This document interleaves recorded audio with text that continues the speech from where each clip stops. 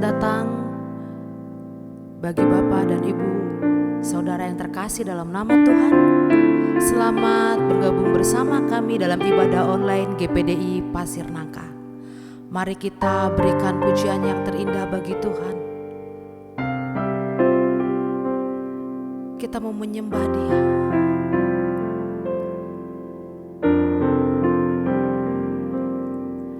Kasih yang terindah, hati yang mulia,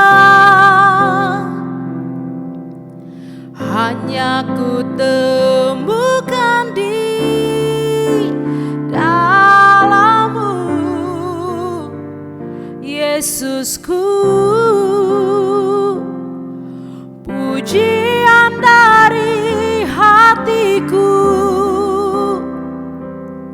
selalu di setiap waktuku, tiada pernah berubah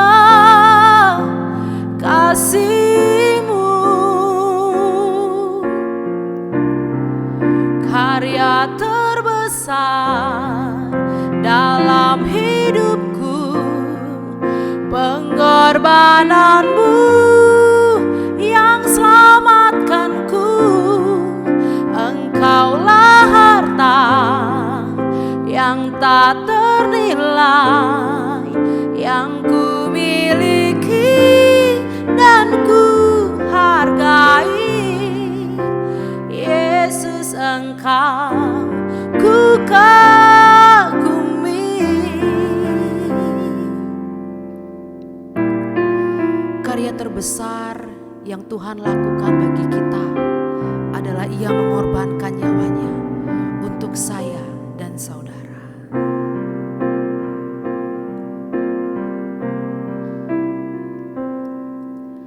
Kasih yang terindah, hati yang mulia, hanya ku temukan di dalam-Mu, Yesusku. Pujian dari hatiku selalu di setiap waktuku, tiada pernah berubah kasih-Mu. Karya terbesar dalam hidupku, pengorbanan-Mu yang selamatkanku.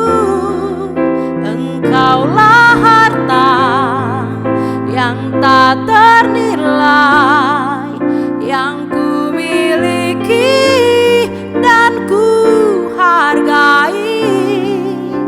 Yesus, Engkau ku kagumi.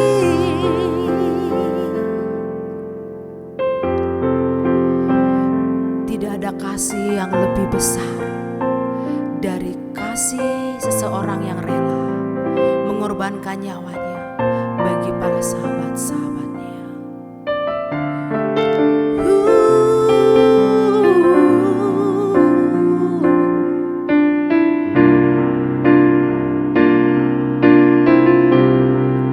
Karya terbesar dalam hidupku, pengorbanan-Mu yang selamatkanku. Engkaulah harta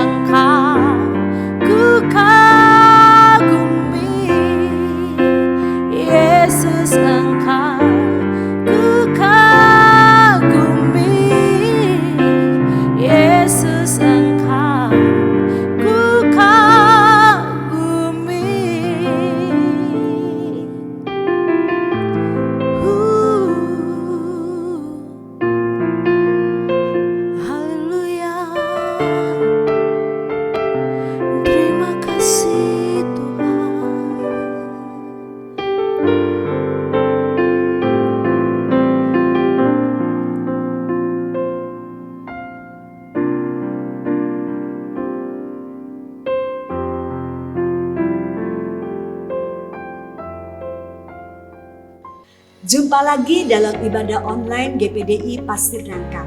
Kasih karunia dan damai sejahtera kiranya menyertai kita semua.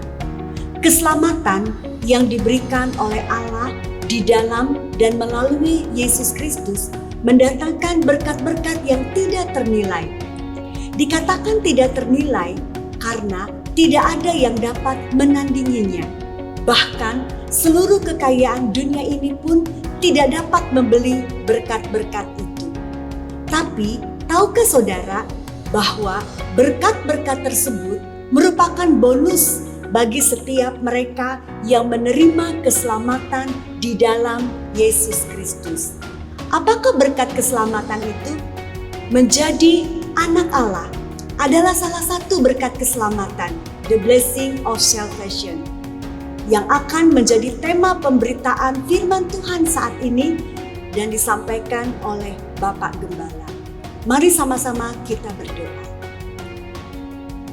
Bapa di dalam surga, kami berterima kasih untuk anugerah Tuhan yang telah melayakkan kami pada saat ini untuk kami dapat mendengar berita firman Tuhan.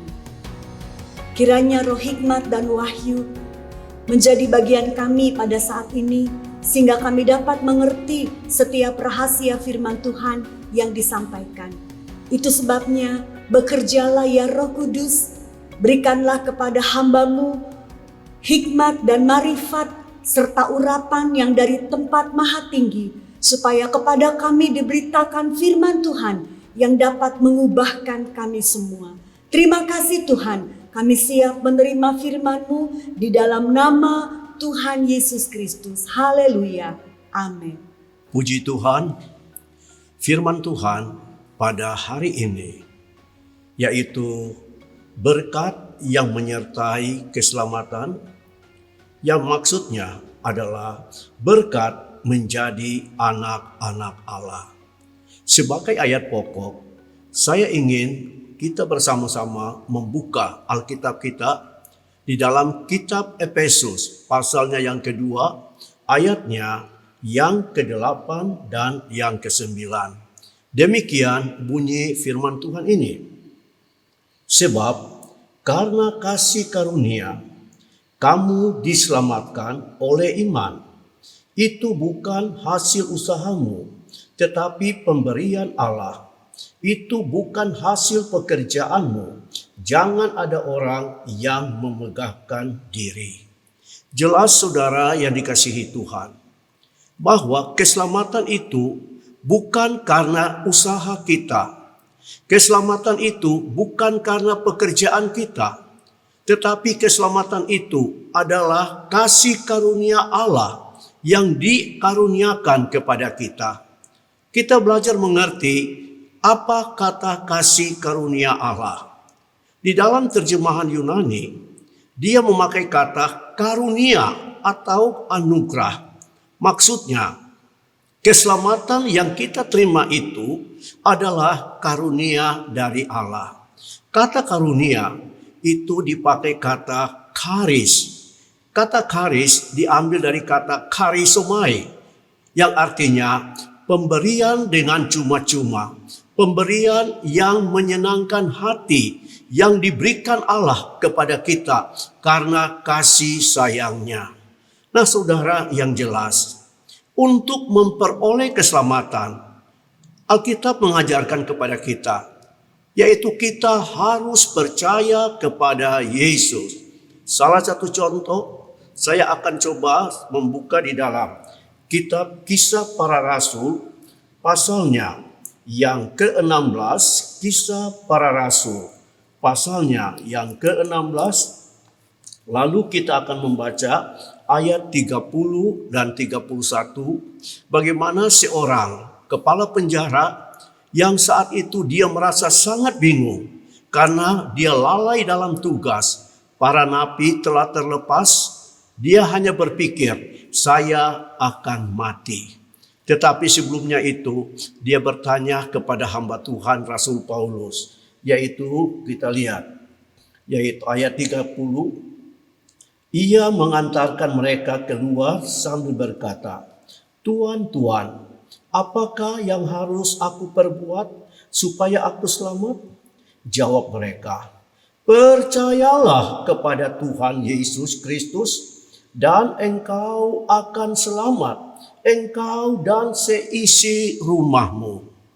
Saudara, keselamatan tidak susah untuk kita peroleh. Nasihat firman Tuhan, percayalah kepada Yesus Kristus. Bagi seorang kepala rumah tangga, ibu rumah tangga, kalau kalian bisa selalu percaya kepada Yesus, saudara harus tahu, kalian dan isi rumahmu pasti akan Tuhan selamatkan. Karena apa? Masih di dalam Kisah pasal 4, kita lihat Kisah pasalnya yang keempat, ayatnya yang ke-12 mengatakan, keselamatan tidak ada di dalam siapapun juga selain di dalam Dia, sebab di bawah kolong langit ini tidak ada nama lain yang diberikan kepada manusia yang olehnya kita dapat diselamatkan. Amin, haleluya. Jelas bahwa keselamatan itu bukan karena usaha manusia. Keselamatan itu bukan karena pekerjaan manusia. Tetapi keselamatan itu adalah pemberian Allah kepada siapapun yang mau percaya kepada Yesus. Dia akan dianugerahkan Allah keselamatan bagi hidupnya. Nah saudara, Allah, Dia bukan hanya menganugerahkan keselamatan. Tetapi kalau kita melihat lebih jauh, saat Allah menganugerahkan keselamatan itu, di dalamnya ada berkat-berkat khusus yang sangat mulia. Di dalam keselamatan itu, kalau kita lihat di dalam Efesus pasalnya yang pertama, ayatnya yang ke-5. Efesus pasal 1 ayat 5.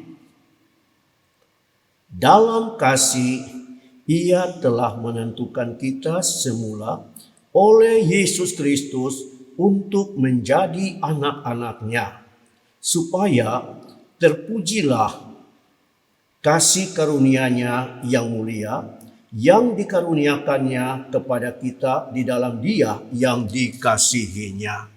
Jelas, di dalam Efesus pasal 1 ayat 5 sudah mengatakan, dalam kasih Ia telah menentukan kita dari semula oleh Yesus Kristus untuk menjadi anak-anak-Nya.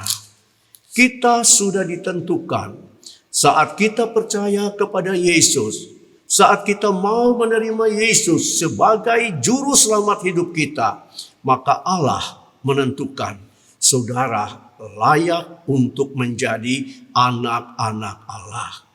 Lebih daripada itu, Injil Yohanes pasalnya yang pertama, kitab Injil Yohanes pasalnya yang pertama, ayatnya yang ke-12 itu lebih jelas. Tetapi semua orang yang menerimanya diberinya kuasa supaya mereka menjadi anak-anak Allah, yaitu mereka yang percaya dalam nama-Nya, yaitu orang yang percaya. Nah saudara yang dikasihi Tuhan, di saat kita percaya Yesus, ingat bukan hanya percaya, tetapi kita harus terima Dia di dalam hidup kita, di dalam laku hidup kita.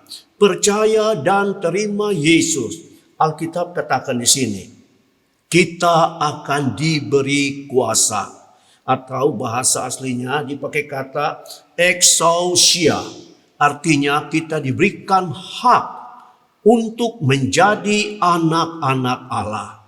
Bahasa yang lebih baik adalah yang disebut dengan hutotesia, yang artinya kita diadopsi, kita diangkat menjadi anak-anak Allah. Jelas saudara yang dikasihi Tuhan, setelah kita menerima berkat keselamatan dari Allah secara cuma-cuma, maka di dalamnya kita juga menerima berkat istimewa, yaitu kita telah diadopsi, kita telah diangkat, kita telah diberikan kuasa untuk menjadi anak-anak Allah. Betapa indah kita bisa menjadi anak-anak Allah. Nah saudara, kalau kita sudah menjadi anak-anak Allah, tentunya ada juga berkat-berkat yang Allah anugerahkan kepada kita sebagai anak-anaknya. Luar biasa Tuhan kita itu.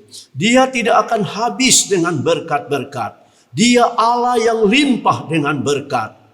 Apa berkat yang akan kita terima sebagai anak-anak Allah?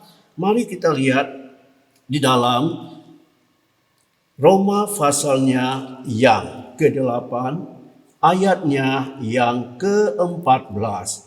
Roma pasal 8 ayatnya yang ke-14 mengatakan demikian. Semua orang yang dipimpin oleh Roh Allah adalah anak-anak Allah. Kalau saya bisa balikin kalimat ini, yaitu semua orang yang disebut anak-anak Allah. Semua orang yang telah diadopsi menjadi anak-anak Allah, hutothesia. Semua orang yang sudah mendapat exousia, mendapat hak hidup sebagai anak-anak Allah. Maka Allah mengirim Roh Kudus kepada dia. Roh Kudus itu adalah Parakletos. Roh Kudus itu adalah penolong yang setia. Dia akan tetap setia bersama dengan kita. Dan kalau Roh Kudus itu sudah ada bersama dengan kita, dia selalu mau memimpin hidup kita. Dia mau mengambil bagian dalam langkah-langkah hidup kita. Dan kalau Roh Kudus selalu dan selalu ada dalam bagian hidup kita, saya yakin ada karya yang dihasilkan oleh Roh Kudus. Apa karya itu? Galatia pasal 5 ayatnya yang ke-22 mengatakan kita akan menghasilkan buah roh. Buah roh antara lain, kita memiliki penguasaan diri. Kita memiliki sikap kelemah lembutan. Kita memiliki sikap kesetiaan. Kita memiliki karakter hidup yang baik. Kita memiliki kemampuan untuk berkemurahan kepada orang yang bersalah kepada kita. Kita memiliki kemampuan bersabar terhadap orang yang membuat kita susah. Dan semua itu akan membawa kita kepada damai dan sejahtera. Akan membawa kita kepada sukacita oleh Roh Kudus. Dan yang terakhir, dia akan membawa kita untuk memiliki karakter Allah. Dan di dalam karakter Allah yang terakhir adalah kasih. Nah saudara, betapa kita lihat bahwa oleh pimpinan Roh Kudus, dia bisa mengubah karakter hidup orang dengan membuat karakter yang baru yang disebut dengan buah roh. Dan saya bisa katakan karakter yang baru itu adalah bagian dari karakter Allah. Betapa mulia kalau kita sudah memperoleh karakter Allah itu sampai kepada tingkat yang disebut kasih. Dan kalau kita membaca di dalam 1 Korintus pasal 13 ayat 13, di situ mendefinisikan seperti apakah kasih Allah itu. Saya akan bacakan ayat-ayat itu. Kasih itu sabar. Kasih itu murah hati. Kasih itu tidak cemburu. Ia tidak memegahkan diri dan tidak sombong. Ia tidak melakukan yang tidak sopan dan tidak mencari keuntungan diri sendiri. Ia tidak pemarah dan ia tidak menyimpan kesalahan orang lain. Ia tidak bersukacita karena ketidakadilan, tetapi karena kebenaran. Ia akan menutupi segala sesuatu, percaya segala sesuatu, mengharapkan segala sesuatu, sabar menanggung segala sesuatu. Kasih tidak akan berkesudahan, nubuat akan berakhir, bahasa roh akan berhenti, pengetahuan akan lenyap. Saudara yang dikasihi Tuhan, kalau memang kita benar-benar sudah menjadi anak Allah, Dan Allah akan memberikan satu pribadi yang lain, yaitu Roh Kudus, untuk selalu beserta dengan kita. Apa fungsi Roh Kudus? Selain dia menjadi penolong dalam langkah-langkah hidup kita, salah satu, dia menolong kita untuk mengubah karakter hidup kita, supaya kita memiliki karakter Allah. Itu adalah berkat pertama bagi kita yang sudah menjadi anak-anak Allah. Berkat yang kedua, kalau kita melihat di dalam kitabnya Roma pasalnya yang ke-8 ayat 17 dan 18. Roma pasal 8 ayat 17 dan 18 mengatakan, jika kita adalah anak, maka kita juga adalah ahli waris. Maksudnya orang-orang yang berhak menerima janji-janji Allah, yang akan menerimanya bersama-sama dengan Kristus, yaitu jika kita menderita bersama-sama dengan Dia, supaya kita juga dipermuliakan bersama-sama dengan Dia. Saudara, luar biasa. Siapa kita? Kita hanyalah orang yang berdosa.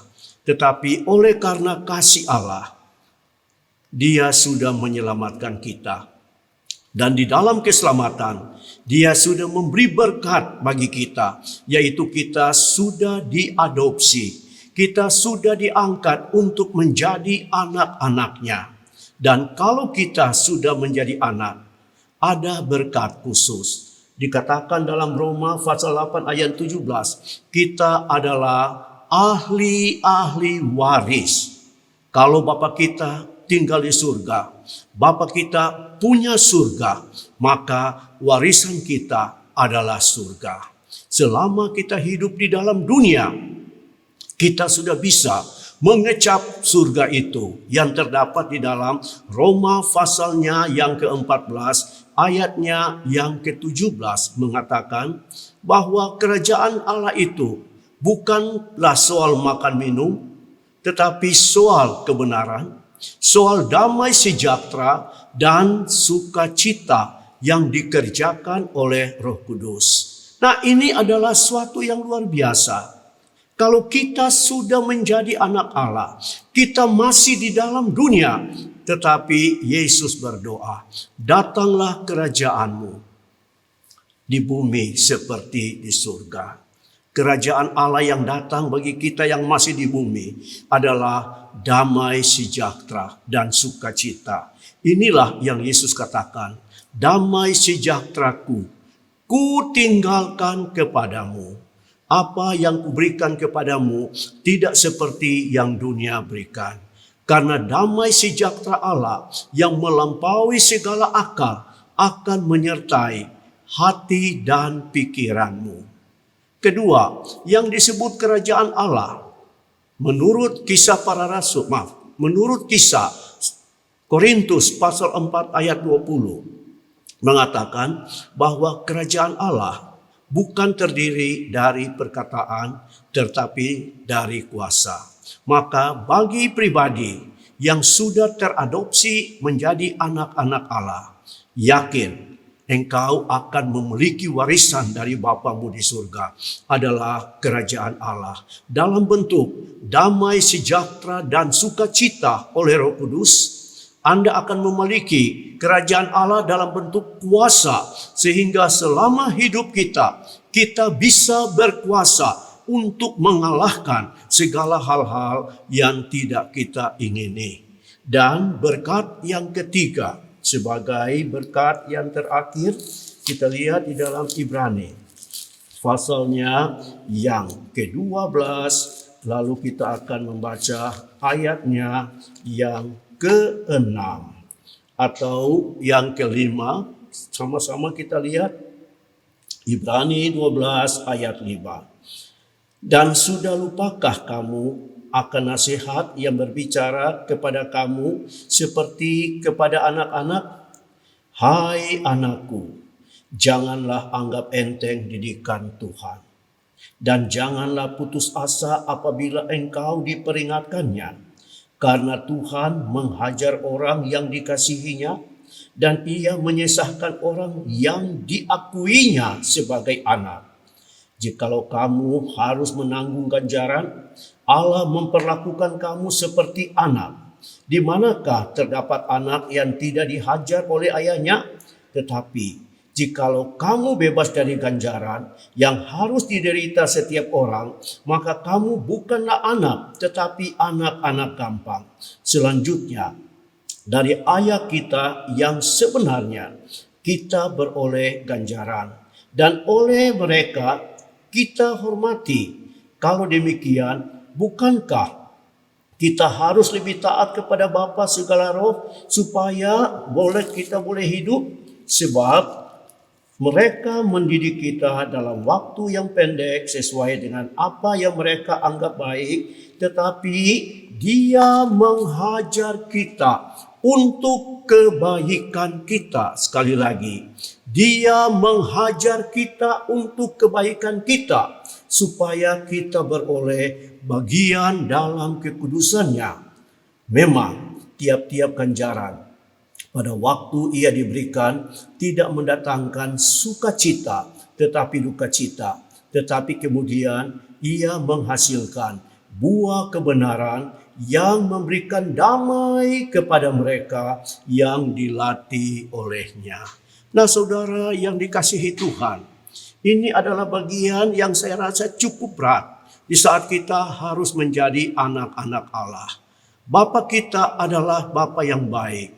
Dia tahu mendidik, Dia tahu cara mendidik, bagaimana supaya anak-anak itu bisa hidup di dalam kebenaran dan bisa hidup di dalam damai. Kata damai itu artinya tenang. Caranya, Dia akan melatih anak-anak itu di dalam penderitaan. Dia akan melatih anak-anak itu di dalam kesusahan. Maka saudara, kalau toh engkau sudah menjadi orang Kristen, engkau sudah menjadi anak Tuhan, bukan berarti engkau tidak ketemu masalah. Ada kalanya Tuhan izinkan ada masalah, ada persoalan, ada penderitaan. Tapi ingat, Tuhan sedang melatih Anda. Dan kalau saudara, kita sudah biasa terlatih di dalam kesusahan, di dalam penderitaan, di dalam tekanan, dan Allah tidak akan tinggalkan engkau saat engkau dilatih. Dia akan beserta engkau. 1 Korintus 10:13. Pencobaan yang engkau alami tidak akan melampaui kekuatanmu. Dia akan memberikan kelepasan, memberikan jalan keluar kepadamu. Dan bila engkau sudah membiasakan diri hidup dalam keadaan seperti ini, hari-hari esok, sekali lagi, hari-hari esok, penderitaan itu tidak pernah habis. Penderitaan terus tetap ada sampai kapanpun. Tapi kalau engkau sudah terlatih di dalam kesusahan, engkau sudah terlatih di dalam penderitaan, engkau sudah biasa menderita susah, maka hari-hari esok, apapun juga persoalan, apapun juga tantangan penderitaan, saat engkau alami, engkau akan berkata, saya bisa melewati penderitaan ini karena saya sudah biasa. Dan inilah akan yang memberikan ketenangan di dalam hidup kita sebagai anak-anak Tuhan.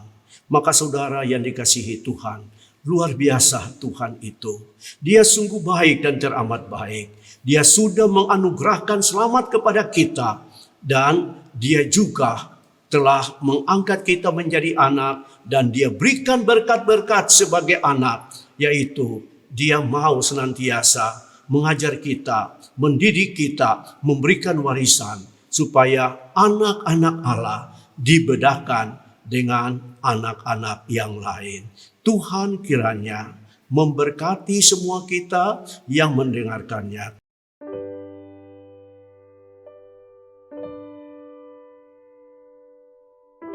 Saatnya kita akan masuk dalam perjamuan Tuhan. Bagi saudara yang sudah mempersiapkan diri, mari sama-sama kita bangkit berdiri. Kita akan memegang roti dengan tangan kanan kita. dan kita angkat tinggi di atas kepala kita sebagai tanda kita menghormati tubuh Yesus yang karena kita tubuh itu telah terpecah supaya oleh bilur-bilurnya kita menjadi sembuh. Saya bacakan ayat-ayat ini, lalu kita akan makan bersama-sama. Sebab apa yang telah kuteruskan kepadamu, telah aku terima dari Tuhan, yaitu bahwa Tuhan Yesus pada malam waktu ia diserahkan, mengambil roti, dan sesudah itu ia mengucap syukur atasnya. Ia memecah-mecahkannya dan berkata, inilah tubuhku yang diserahkan bagi kamu. Perbuatlah ini menjadi peringatan akan aku. Dalam nama Tuhan Yesus Kristus, kita makan bersama-sama.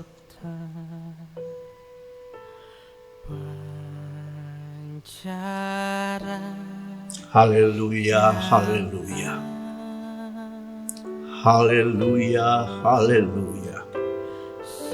Selanjutnya, kita pegang cawan dengan tangan kanan kita dan kita angkat tinggi di atas kepala kita sebagai tanda kita menghormati darah Yesus. Darah ini yang sudah menebus kita dari dosa. Darah ini yang sudah menyucikan kita dari dosa. Darah ini yang sudah membenarkan kita untuk membuat kita layak menghampiri Bapa di dalam surga. Demikian juga ia mengambil cawan sesudah makan, lalu berkata, cawan ini adalah perjanjian baru yang dimeteraikan oleh darahku. Perbuatlah ini setiap kali kamu meminumnya, menjadi peringatan akan aku. Dalam nama Tuhan Yesus Kristus, kita minum bersama-sama. Haleluya, haleluya, haleluya. Haleluya, haleluya, haleluya. Berterima kasih untuk kesempatan hari ini kami dapat mengikuti ibadat secara online. Kami dapat mengikuti persekutuan di dalam perjamuan Tuhan. Kami percaya Engkau ada di dalam ibadat ini. Engkau memberkati kami supaya saat kami mengakhiri acara ini, kami sudah menjadi orang yang diberkati Tuhan dan dipelihara Tuhan. Dalam nama Tuhan Yesus Kristus, kami sudah terima semua ini. Haleluya. Amin.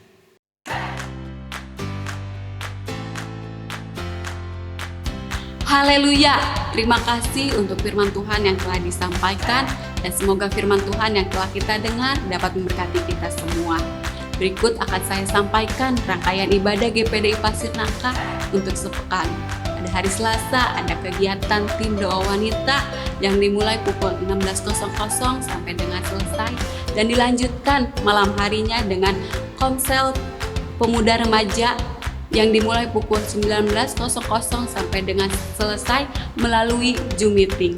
Pada hari Rabu ada ibadah pertengahan minggu yang dimulai pukul 16.00 sampai dengan selesai dan dilanjutkan malam harinya dengan konsel tunas remaja yang dimulai pada pukul 18.00 sampai dengan selesai.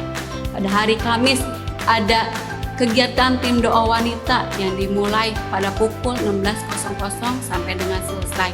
Dan pada hari Sabtu ada doa umum dan doa para pelayan yang dimulai pukul 16.00 sampai dengan selesai. Dan dilanjutkan dengan kegiatan latihan untuk bagi para pelayan yang akan melayani Tuhan esok hari. Kembali hari Minggu dalam ibadah Raya Sesi 1 pada pukul 07.45 sampai dengan selesai. Dan ibadah Raya Sesi 2 pada pukul 10.00 sampai dengan selesai. Bagi jemaat yang mengikuti kegiatan ibadah onsite dapat mematuhi protokol kesehatan, memakai masker, mencuci tangan, dan mengecek suhu tubuh. Dan bagi jemaat yang rindu memberikan persembahan dan persepuluhan, dapat dikirimkan ke bank transfer nomor rekening di bawah ini. Bagi anak-anak Tuhan dimanapun kita berada, tetap mengikuti 3M, memakai masker, mencuci tangan, dan menjaga jarak. Terima kasih atas perhatiannya. Happy Sunday, Tuhan Yesus memberkati.